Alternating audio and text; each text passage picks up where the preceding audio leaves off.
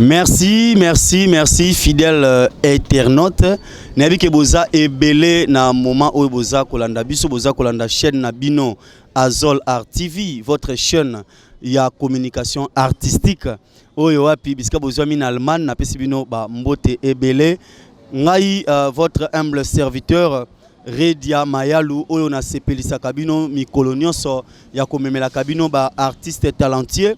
Lokola lelo toza na moko katina biso oyo wapi ako expliquer biso musala na ye ba valeur na yango ba potentiel na yango. Vraiment nazana ebele ya kolobate na lingi na kota biso na règle de jeu mbala moko afin que toyeba na kosolola na artiste na biso otozwi na mokola lelo. Ngai nazana makoki ko présenter ete ye moko ako se présenter bongo na simana yango tokokota na ba question na biyano oyo bozali kozela.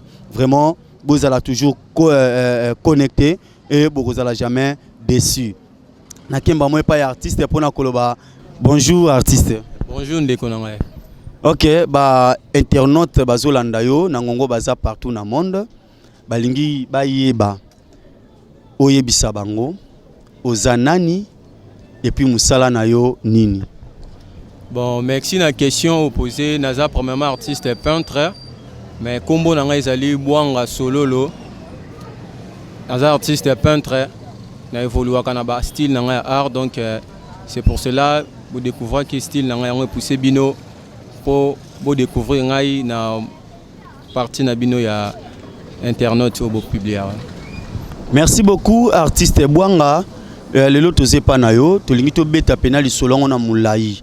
Omoni tanto mona bino bosalaka babiloko oyo bato mususu ba minimizaka pe bino bato mususu ba mona bino lokola ba tente moko mena lingi avant penza to kota na mozindo na mwa mukuse omeka kosala mwa démonstration moko ya ko expliquer bato le rôle d'un artiste na kati ya makambo nano. Premièrement na kati ya makambo yo artiste aza muto o aza ko révéler souvent et locaux ezali caché soit message moko ezali pour l'avenir soit il y a société soit il y a mboka na biso donc il y a partout donc artiste azali aza sans limite mambo yetali révélation donc il y a biso mamba ah il y a d'autres gens ezali ki ba mirmizara biso c'est-à-dire ba yebi valeur parce que na ba mboka misusu ndenge ezala ke na ba valeur ya ba artiste na pays na biso de cause na ba valeur wana te mais gloire à Dieu, biso doza bato doza de focaliser à makambo na biso doza de penser toujours moulai tozala na ba regretter selon mboka ndenge zo tambola mais de bosara toujours pour to perfectionner talent na biso tozala toujours ba talentueux malgré mboka tambola bien te mais tozala ba exemplaire modèle na mboka na biso. Question mo kelinga suna mutuka na tuna rôle ya artiste eza nini na société ya lelo. Bon, rôle et artiste dans la société Zali, premièrement Zali non nous ko pesa message Zali tantôt les camboumons ko boé Zali zo marché soit na mboka soit na les camboumons boé na partout logo à mon d'une manière ko expliquer on na tableau pour te faire comprendre bah message Zali na idée Zali na sentiment Zali na ya on est au sala pe que bah tout base na connexion avec pour na comprendre rôle wana. Ok, merci beaucoup artiste Bwanga. Tu as kota siko na kati ya règle ya jeu. Olobaki na biso zali artiste peintre. Mais ndenga na yebeli peintre ko sa makambo te peintre mutacha couleur na ndako. Yo ko détail ndeni. Bon, il y a des fois batumsu bazara ignorant na mambo etali peintre. Peinture ezali en général, c'est-à-dire ça ko englober tout. Donc peinture ezali eloko yo muto oyo azana don wana zo sala na kati, c'est-à-dire ya on benge peinture. Donc ezali ensemble na biso ya musala, c'est-à-dire ndelo exemple msunde bazwaka muto ataka couleur na sur mur ataka na ba peinture na mur ba bien que peintre. Muto a décorer sur tableau ba benge décorateur. Or que c'est faux. Ezali biso ezali na kati on déjà ba peintre, c'est-à-dire un peintre aza muto yo o atangeli eloko azo sala. Aza na vocation wana, c'est-à-dire abengi un peintre. Mais biso na mboka na biso ezaki ba msuba azwaka exemple mon ndeti pinceau boye mso abenga en brosse. Donc ezala ba différence ezana. Donc pinceau eza pinceau, brosse eza brosse. Mais bandeko basala rappel musala rotia peinture na mi baza pe car ba peintre mais biso ce que dozali bato eza que toujours varié parce que to tangeli yango tous la notion wana to epé ba on peut batangela rango mais ce que nous a différent parce que ngana za makoki ya ko sala kotia peinture na mi ya ko dessiner ya ko sala tout mais ya za limité ya kotia peinture à ce qui ka wana mais na dessin à kokate donc différence c'est ça entre wana mais peintre et za biso nous a peintre bango na ebité classe na kotia mais bazara ka bande ko na biso ba artiste c'est tout. Donc comment na ba tableau ndenge to mona awa ezingi biso awa ngolo bake bato bazana makoki ko sala ba tableau wana nde ba benga bango ba peintre. C'est ça bango ba peintre. OK, sikoyo to linga banda ko expliquer biso na moi détail. Comment un artiste peut réaliser portrait? Nde to ka portrait. D'abord banano ko signifier ta biso mot portrait zani d'ailleurs portrait zani. Bon, mon portrait zali ezali ozo réaliser soit elonga mutu loko ezali ressemblance ya mutu donc ozo réaliser ngo na une surface moko ezali carré et on a bengi portrait. Donc c'est-à-dire quoi portrait pour na ko réaliser premièrement ezana faut ala non makasi na croquis, makasi na mélange à couleur, makasi na finition, makasi na regard ya rotala portrait na ozo sala. Donc ils a l'élément où sala rake Mouta réalisé une belle portrait. Donc, de deux, ils allaient sous un instrument de autres travail, un pinceau de autres travail. Donc, il faut respecter, on peut respecter dans l'application, on peut appliquer sur tableau, on peut réaliser. Donc, portrait pour nous réaliser, ils allaient faut la concentrer, faut en mouton, ils allaient ma casse na croquis, tout à l'heure, ma casse na mélange, puis pour y avoir la pinceau, on peut utiliser. C'est ça pour ça là une belle portrait. Donc, c'est ça.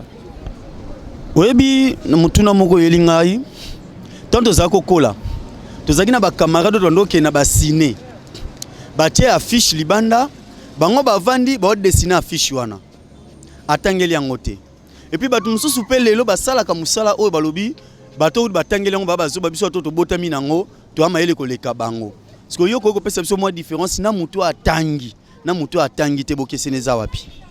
Merci monsieur le journaliste bokeseneza boye. Premièrement, tobota marana badon, c'est-à-dire na botam na don ya ballet, na botam na don ya art, na botam na don ya tout domaine donc tobota marana badon wana. Alors pour don on a évolué, don on a pris cola. Alors ils ont la classe ou abengi académie ou ils sala ke muta qui ne ko encadrement. Soko talik mingi o bazalaka abota na don na tangeli yangote. Ba dessiner rapé bien, a redessiner très bien. Mais koye ba valeur et loko o azo sala, c'est-à-dire ayeba o yazali ezara une école nem te ko expliquer yango. Donc ba valeur ya biloko o ya ko sala, ba valeur ya tableau nazo sala donc il peut ayeba ngo ezara ka école nem te ko expliquer yango. Donc izaye moko ta ko expliquer yango. Alors tout le monde rappelle moi mto tangite mais dessinera makasi. Mais valeur wana nde sikoyo pa yeba kete na artiste. Valeur wana pona na ba ko sala valeur na ngapo na ke na émerger donc ici ngaka faut aller à l'école pour ezala bien. Vraiment merci beaucoup. Donc olingo loba soko ko conclure ndeti na phrase wana ko loba muto atangi na muto atangi te bokesenezali na ba détail ya ba valeur ya ba respect ba biloko. Oui donc ba respect biloko donc on a valeur eza place parce que au moins on t'a tangé longtemps mais à dessiner ma casse que les comme t'a tangé long donc il va que sur quelle école au comment dessiner ma casse ko dessiner ma casse c'est dépendant na yo moko mutu na mutu na ndenge ba passer ba expliquer donc ils appellent même pena mutu tangé mais conscience sur les ali à dessiner qui to ko ndenge ezaleli donc na sens wana. Merci beaucoup. Na surface ndeti ya portrait okoki ko expliquer biso ba détail ndeti nini oyo artiste penza ko mona lobi certainement artiste olba makambo eza na nzela. Bon na détail na ko expliquer na ba tableau sur deux exemples ya tableau oyo au mona na tata tableau au mona premièrement non les ali autant la mélange application couleur ndenge zaele deuxièmement autant la émotion couleur ndenge de lukela ba couleur en plus to benga palette c'est-à-dire palette ezali ensemble les bâtons aux luka pour au fignoler na carte tableau na yo Donc c'est-à-dire application à pinceau, coup de pinceau na yo, coup d'œil na yo, nenga ko pesa ba impression, ba émotion na yo, quatre na tableau ana. Donc yango ça la base ya nyonso en globalité, yango ça la tout ça artiste ebele yango ça la distinguer que te wana za bosser, wana za boy, parce que tant de te kuta na biso so ba ninga ba artiste to yebanara na ba touche na ba finition. C'est-à-dire un artiste en moni muninga moni touche ninga améliorer moni dessin mais ils a le roi photo dessin mais à comprendre ninga ko expliquer sentiment wana. Donc c'est ça, il y a un moment où on peut faire différent parce que les artistes sont belés, tu vas varier un peu commun et là ils ont distingué les différences arabes, ils ont dit manière il y a application sur le tableau, puis deuxièmement ils ont pour la finition il y a le tableau na biso. C'est un peu ça vraiment. Ce que maintenant on a expliqué biso un peu, c'est parce que par là qui m'a cambié école. Tant que je kotanga, moi na déjà à dessiner déjà. Pour nous déjà so déjà na simba déjà pinceau na dessiner déjà kitoko. Inutile ya kende école na kendo bakisa nini na école. Alors maintenant tant bozo ke kotanga ba msuba benga bino batoka ba msuba benga ba infographe ba msoko mona bazo benga bango ba potier. Alors différence wana na ba école na bino ezara na nini? La différence c'est ça non ma casse parce que tant de kendara au neuro lobi na répondre que tout à l'heure mais nazo bandela sous parce que ba comprendre très bien. Différence c'est ça nini parce que tant de nous arana ba don aux ana don pono yeba valeur ya don na yo wana pour yo mo na conscience wana il faut les can école ezali ensemble ou esala gezaka ke dokina ko dessiner te to kenda ko tanga nyonso pour dos ala ba il est traité dos ala bateau ezaki ozana bagage na mtu vraiment beaux-arts on eza bongo et formera bateau na domaine nyonso tozana ba cycle eza kuna ezali tozana métal bâti tozana peinture ezali na mutsa na salara tozana sculpture tozana céramique tozana décoration intérieure eza cycle humanitaire. Alors ceux qui aussi le cycle humanitaire au matin à l'université on écoute sur le cycle et ça donc ils ont varié donc c'est un peu ça. C'est-à-dire un salarié et encadré biso aux la spécialité ne loko sala aux la conscient na mambo aux sala dans don aux anango au colisango premièrement et d'abiso na ba recherche. Alors biso mon abona moment boyo so kenda classe té aux na ba difficulté ça la ba recherche. Mais l'école bako tinda bino bo c'est la recherche bo c'est-à-dire ils ont poussé aux en connaissance aux en plus na réflexe musika ya komona art non na musika. Donc c'est un peu ça ba o bazara ba talent wana mais atangeli soit dans une ngolu wana te ba soit ba parents mbongo et là on peut m'abêter mais un artiste pas comme tang ça moko. Donc ils sera que yemoko en conscience fois les cana bande de l'école pour et sungae pour de monde ba ningam sous artiste au monde as artiste mais pas expliquer tableau na as ba difficulté c'est ça peut on compter dans ma cambotali mamba art na biso c'est-à-dire artiste mais pas à exprimer français le bana français ils en langue donc français anglais en langue mais il semble un peu difficile tant muso kutene anga somba eve mais azoloba langue musus donc ils a bloba parmi les éléments de en école pour tous en bagage na muto vraiment. Merci beaucoup. De côté portrait, vraiment fidèle internaute, aussi vous avez déjà ma réponse. Je crois que vous avez compris ce que a exprimé l'artiste. Et maintenant là, j'aimerais que tu parles si quoi. Portrait na muso bon, bah figure de style ils a plusieurs, ils a ébélé. Tous en a abstrait, tous en a réalisme, tous en a cubisme, tous en a style ils a tellement belé. Alors on a miniature, oh le tableau on a un tableau de réalisme, c'est-à-dire réalisme sur couteau. Donc ils ont un matériel de CLAK, donc ils ont réalisme sur couteau, et tableau de peinture, bien tableau de peinture. Donc c'est un peu ça. Mais style est belé, un artiste a créé style naï. Donc ils ont été que oh de l'obéla oh ils ont oh les nez n'a pas batika. Donc ils ont besoin de coups de ça là. Mais ceux qui osent améliorer, oui, pour ça, la figure de style, na une référence na ba o pe balé qui bakoya pour remplacer ne biso pe de remplacer balé na biso donc c'est un peu ça. Merci beaucoup. Neti na tableau na monawa artiste na lingi penza o fongola yango batu ba comprendre nga na mona ba maman mo ba vandi on dirait na wenze moro ya je sais pas moi ba oteka bon j'aimerais que vous expliquiez biso penza au côté la moi mozindo puis na ba détail nango to me ko comprendre pour biso to mona ngo tableau ngana omona ngoka tableau va dessiner ba maman parce que yo nem to ko yebisa biso eza tableau de peinture eza portrait eza nini et puis explication juste malobo linga ki otalisa na kati eloko eza nini. Bon message na tableau na peinture na salaki c'est-à-dire eza inspiration na zoaki c'est-à-dire na ba maman ezaki azoteka c'est-à-dire ayen côté comme azoteka te donc azana ba stress moko boye donc bazan biloko ezali abondance eza kitoko eza qualité même bazoteka te c'est-à-dire eza ba biloko eza ba événement o ezoko parler na société na biso o na moment o c'est-à-dire au mona peuple azana biloko mais et des gens bazoliya te bazosomba te.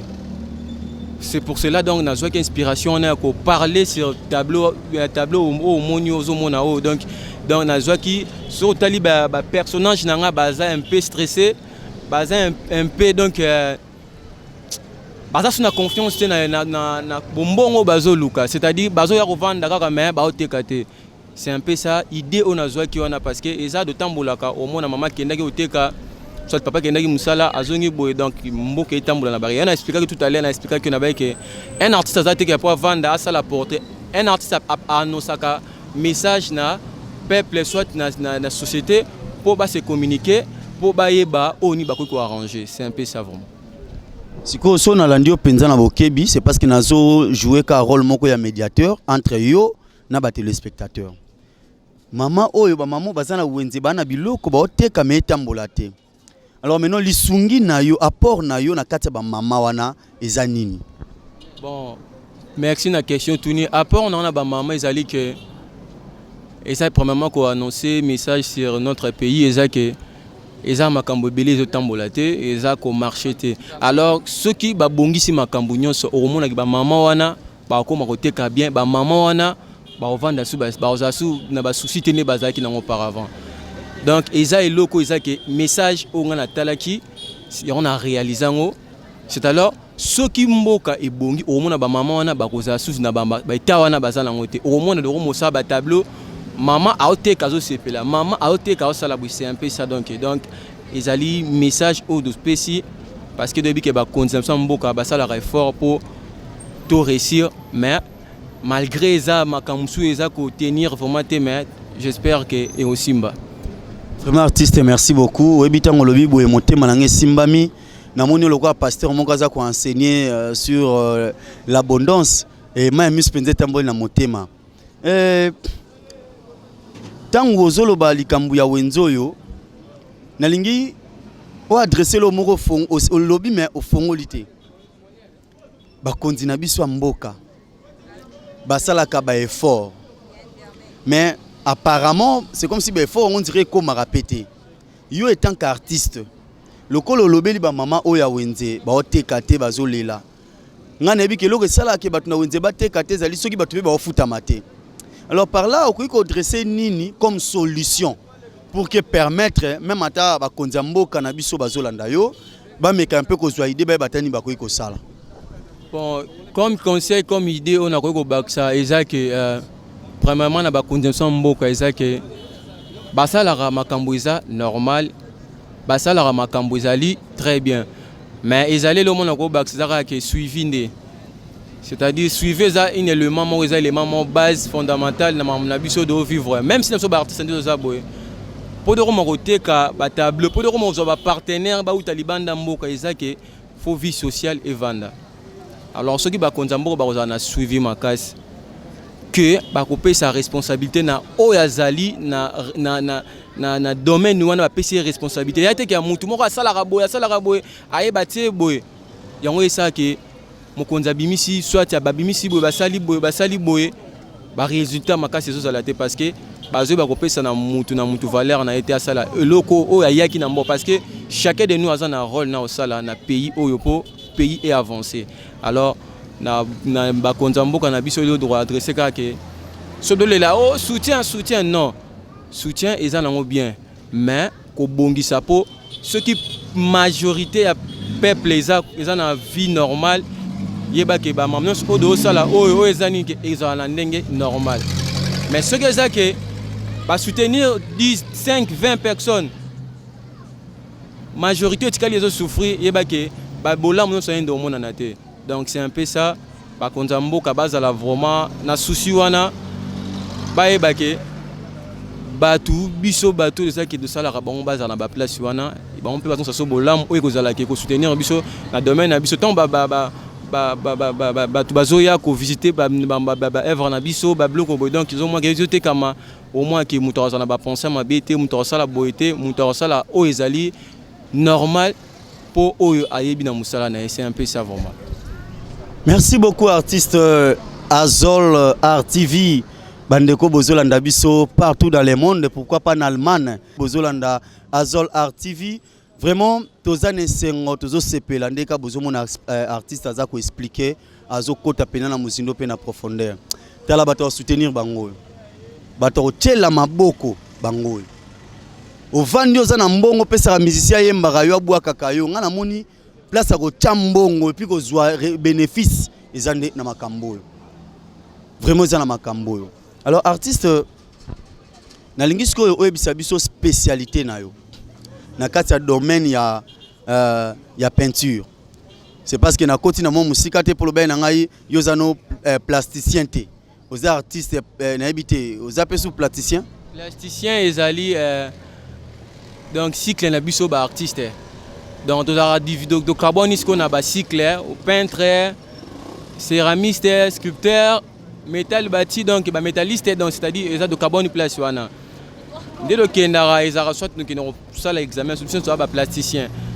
Donc c'est un peu ça. Et là on a dit ma BPT soit na mais la question opposée ngai au lobby que spécialité na ngai donc ils allaient premièrement ils allaient réalisme abstrait pe portrait. Donc ils ont une spécialité on a ça là na tangeli na boza on a joué longtemps.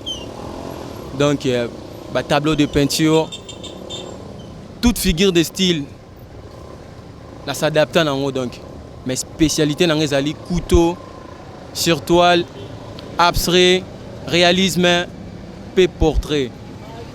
Donc on a ba bloco isa ba élément fondamental o simbinga artiste boanga solo le on a télémi na minute oyo. Donc c'est un peu ça donc style on a travaillé. Merci beaucoup oza mutabastu lebele. Ngana okokota la mo ba détail te parce que naza penza du domaine te.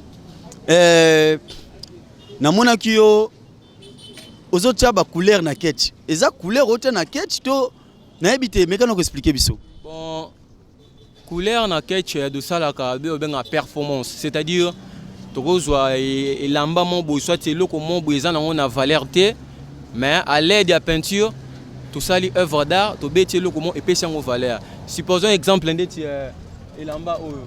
Donc ezaki na dessin te donc dessin lion ozomonana ezali œuvre où ils ont réalisé par Langai donc tout ça là on ils a belé tout ça sur ba ketch tout ça là sur ba blouson tout ça là sur ba jean donc ba dessin ba benga donc ba performance où ils a que mutalati classique alati ils ont banté salami na machine et salami na maboko donc c'est un peu ça donc on ils a de benga on ils a ba style de ça là il y a mode il y a fashion donc il y a bilamba to beta ba arwana. Merci beaucoup artiste nalingaki to telema mwa muke. Fidèle internaute, nabi ke bozolanda biso boze belé, boza penze belé partout dans le monde entier, bozolanda biso donc nde to telemi boye, ezaka poto facilité j'ai mon artiste wa sala biso wa, moi j'ai mon ka muke. Jango zanini. To mona blouson moko na sima na biso wana. Parce que artiste wa linga apeso ka moi détail et les kaki na machine to na maboko donc artiste ça pena à l'aise soko simbango olakisa biso pena toyeba ezalaki na maboko na machine to na ebité. Bon premièrement blouson ndenge elaki ezalaki elamba donc bino boyebi nde blambe uta na tombola ndenge yaka eza elamba mais nzuluka ezalaki un peu bizarre. Alors ozomona eza machine te eza maboko ndemte sali dessin. Alors maboko sali dessin yango pepesi forme na elamba. Même si on a réflexionné na ton et lamba donc eza biso to sala maboko ngam na sala maboko. Donc c'est un peu ça. Na elo na ko bakisa sous na ba téléspectateurs bazo landa biso eza que artiste aza aza prêt na ba soutien na bino eza par-ci par-là o ekoya naza pena prêt ba o baza na bonne foi o ba soutenir ka bat na ndenge moko bien talent yango yo. Alors talent eza loko eza ke eza pe na délai eza na durée. Donc eza vie carrière à moto. Alors kosungaka moto soki akufi soki azate wa mo regretter non. Tant que ça la talent azo sala ba œuvre faut soutenir. Alors o bozo mona o neza boy eza mso ko benga esa na machine pour de beba le ka sala ba débat mais eza mutu mtasali yango eza pe na ba ndeko pe na yebi o basala ka pe ko le kanga bazali o basala ka pe ba biloko bazali. Alors eza eloko ya soutenir yango yo faut soutenir ba artiste peintre parce que toujours parler sur pays notre pays toujours défendre mboka toujours défendre domaine na biso. Donc eloko moko to ko pesa to lemba nango etel mamba art. Donc toujours ko s'exprimer na toute surface eza nelamba eza sur toile nanda ku partout doza ko s'exprimer pour na relaxer bino talent carrière na biso eza mulai mais soutien eza ko manquer pour na to ba ko kota na muzindo so ya makambo dozo sala. Merci beaucoup artiste. Question moko susuyé ko répondre biso nango. Batu nyonso basalaka ba art au mona azara na moi idole na ye. Yo na domaine na art ou bien tango bandaya ko kota yango nani pena a intéressé ki yo lisusu makasi pour kota susu. Bon, merci beaucoup na question tu ngeza vraiment question mo malamu. Donc na habité soki mutazo ko inspiro ba question na ba dire ba question na bon. Premièrement art eza na botama nango mais nanda ko négliger yango premièrement cause sincère nanda ko négliger mais muta motivanga na koma ko sala art eza papa na ngai c'est-à-dire souvent sur na poko ando sabso une bataille ngana petit frère na pas anda ko dessiner. Souvent papa ando côté la petit frère kaka petit frère alekio mais comme idole o ngana sepela la moto o na linga kana ba style na ngai ba ya ko peigner ezali Picasso. Donc moto ngana revaka o na pensaka comme inspiration na ngeza Picasso. Mais muta motivé ngai na kene na mambo itali ariza papa parce que papa anda ko sa soka ina pourquoi aota papier wana timbongo anje wa ko dessiner muto azimbongo alors donner ko sa moi nyana après avoir na eko kota siko tant on a sisi na kota na mambo itali art na kuta na maître na nga o forma ngai na cité avant na kene na académie place azali donc zamba batela baksa mingi Waji Matundu, donc Azal le seul maître au Nabaranapé, ça a beaucoup de merci, beaucoup de respect parce que Yenda Sali, na télémabo, na défendre, na sala o, na sala o, ils ont s'appelle Sabato. Donc Nzamba Baxelé a mis place Azali parce que après ça a transmettre au Eza qui est important, le pe sanga valeur et pe sanga respect parce que un artiste ça muta valeur, azam muta pamba bate. Valère t'es orgueil, Valère ya Moussala o ya yebi. C'est un peu ça parce qu'il y a des gens qui disent oh t'es orgueil non. Il y a Valère ya Moussala o ya yebi. Donc nzamba pambola ipe sazali na nenga lakisanga encadrant le lo afouya ngo ezali. Après avoir on a kendaki na ipe mut na rozwa pe na bité. Le quoi na yebaki déjà na tiki na ngape. Mais nazaki na besoin ko kende na bozar po kozala à la page. C'est-à-dire bozar eza ko sala bato à la page. Donc ozieba oyiba Valère ya Moussala zo sala. Ozana connaissance peu en a force devant peu importe place aux en a force. Merci beaucoup artiste. Si vous voulez parler plus de la difficulté, Moussala nous faisons raté ba kokoso na yango. Alors pour nayo ba difficulté nayo na domaine oyo ya art oyo ezanini. Monsieur le journaliste, merci vraiment na question sur se poser parce que yango eza élément il bosso ezo sala que ba talent belé na mboka na biso ezala un peu coincé, c'est-à-dire financièrement, au monde en d'autres travaillent dans les bandes, plein principal, dans d'autres travaillent bien sûr, ils ont la visibilité, mais ils ont bien été pour un artiste. Un artiste qui travaille en coulisses, soit dans la maison, ils ont travaillé tableau, ils ont travaillé tableau, on est pour na. Tant qu'ils ont bimisango, ils ont comme spécial devant Batman. Ils ont que pour bien sûr artiste de Yibana, moi mon sujet mon travail bien, à jouer copiango. Alors, et perdre des forces, ça valeur et à œuvre. Donc, c'est un peu ça. Soutien Zali qui est pour soutenir Bissona financièrement, et Zali pour nous appuyer, encadrer ngapi encadrer kinga ngapi nazo encadrer ba élève bazali ba travailler quand même ba condition de travail eza pena yango te. Pe de deux eza que vente ya ba tableau, c'est-à-dire bato bayaka kosomba ba tableau vraiment ma fait kota makasa mambetali ba tableau au mona tableau de peinture zalaka boy mais mutu moko zote quand on a ba prix boy donc c'est-à-dire ba valeur bien si balobaka valeur à tableau yebanaka te yebanaka na artiste o apesa ka valeur na art na ye mais eza na bato bazo bibisa pe domaine na biso c'est-à-dire na ko sala n'importe quoi na mambetali art na biso mona mutu moko azote ka tableau azo sala boy na ba ndenge sengelité yango vozomona ezoboma ba carrière ya ba artiste PD3 ezali susu pona ko bakisa susu ebela ba artiste biso même si nanga na kati tout est limité parce que ba matériel de ça ça coûte beaucoup d'argent ozomona un artiste pas son tantôt exemple type moko de ça ya peinture ils a déjà na ya qualité bien na $30 autant siko un artiste a $30 fois 5 asomba tous les 5 peintures wana asomba ba paquet ba peinture asomba ba huile là asomba nezo en âge de la ba $200 quelques dollars mais à ça le travail résultat ils ont quoi aboutir te alors pour moment ils a ko décourager ba talent et lo que motivera ba tozali tant muta ça les locaux azomona bénéfice nango nga tanga na boza po te na sala ba performance car 20 bon non na tanga na boza po na sala ba performance c'est ça que ils ont quoi enrichir ngai pe eza ko soutenir ngai eza ko protéger ngai c'est-à-dire na ba motali financièrement pe na za na ba famille pe eza ke ba ko bénéficier po bike ba tangisa mo na bango alors mutu mo talinga na vie asala eloko azali solution azali foutite donc ezate donc nous alinga rater amuke azali foot alors eza ba élément ba difficulté eza ko freiner biso vraiment un peu na motali ya art pour de ba ko émerger vraiment bien te. Merci beaucoup, fidèle internaute. Bozolanda penza biso na boke binyoso na émission Magza Art, Magza Art émission oyo tozo yambela bino penza ba artiste ya lolenge na lolenge. Ngana zaka ko insister ko yebisa yo muto oza na bambongo. Mais ozo kokate ti lelo ko financier bato malonga bango. Bato malonga bango. Et ba société ya ba droit d'auteur. Bowe la ka ba musicien. Or bango nde ba artiste. Ba exposer ba art na bango na ba marché. OK na ba terrasse okuta ba art mais tant bato na ba futaka. Est-ce que ba revenir zongela bango?